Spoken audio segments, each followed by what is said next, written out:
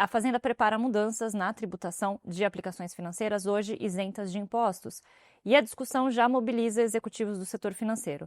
Entram no radar LCIs, LCAs, aplicações emitidas por banco, os CRIs, os CRAs, usados para financiar projetos imobiliários e do agronegócio, as debêntures incentivadas, títulos emitidos por empresas para bancar obras de infraestrutura. A ideia, ao que parece, é que o governo pode tentar reforçar a arrecadação sem depender do Congresso, prevendo uma alteração no regime de taxação por meio de um decreto. E isso é importante porque toda essa movimentação ocorre depois da medida provisória 1303, que previa o aumento de imposto de renda sobre esses papéis ter sido derrotada no Congresso no ano passado.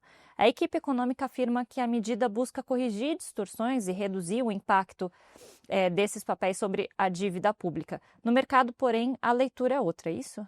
Pois é, Marina, você muito bem colocou, esse tema não é novo, o governo já tentou fazer isso que eles chamam de correção de distorções por meio da falecida medida provisória 1303, lá em 2025, não logrou êxito. Esse é um tema que tem muita resistência no Congresso Nacional, a gente tem uma bancada muito organizada e muito articulada, sobretudo do agronegócio, e que tem uma resistência muito grande a mexer principalmente nas LCAs, que são relevantes para o financiamento do setor, e a gente está na boca de começar a formatar o novo Plano Safra. Então, esse tema não é novo, o governo, até ali o Ministério da Fazenda fala abertamente que sim considera uma distorção, ok, tudo bem incentivar esses setores, mas que na proporção que isso tomou, acabou ficando grande demais e trouxe distorções na gestão da dívida pública, principalmente das NTN-Bs, que são muito relevantes ali para o Tesouro Nacional. Então, essa discussão, ela está posta, ela vem acontecendo. É sempre um ponto do como viabilizar, qual vai ser o caminho. Então, ficou claro, quando a medida provisória 303 não passou, que via Congresso vai ser complicado, a gente está num ano de eleição. Então, qual seria um outro caminho? Um outro caminho seria um decreto, e aí você poderia...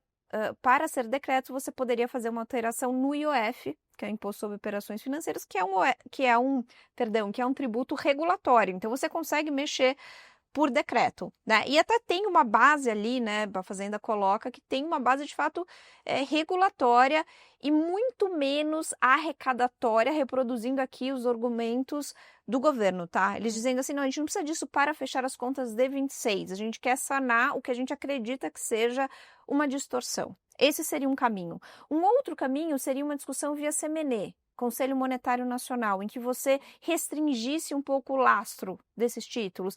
Tem uma crítica muito comum que diz assim, essas letras, elas cresceram tanto, o escopo delas, que acabaram fugindo dos setores finalísticos. Então, talvez se fechar um pouco essa margem, mas...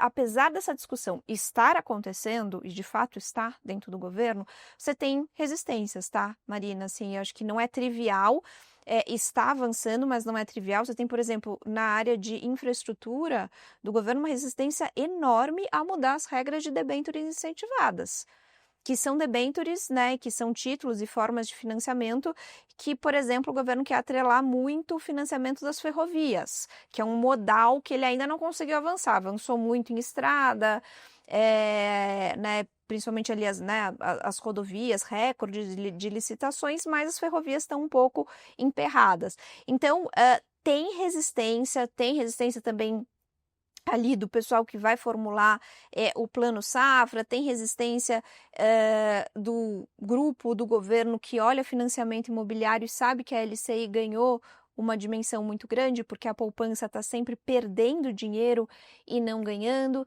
Então, para resumir, é uma discussão que sim está acontecendo, nasceu na Fazenda, mas já está em outros escopos dentro do governo, e eu deixaria que a gente não sabe ainda qual seria exatamente o desenho de alíquota, de formato, né, do fato gerador dessa cobrança e se essas resistências vão ser mesmo superadas, mas em sendo, eu deixaria uma data aqui no radar de quem está nos assistindo, que é o próximo relatório bimestral de receitas e despesas, 22 de março. Eu digo isso porque, apesar do governo colocar que não é uma medida arrecadatória, ela tem impacto na arrecadação, certo? E aí, o governo, até para reduzir eventuais congelamentos de verbas nesse início de ano, ali na gestão do orçamento, poderia já incorporar essa perspectiva de receita nova nesse bimestral. Então, eu acho que ali, finzinho de março, é algo para a gente ficar de olho, caso de fato os integrantes da Fazenda consigam superar ali resistências dentro do governo e esse decreto, essa minuta de decreto, enfim, passe pela Casa Civil e tenha todos os avais necessários e seja publicado.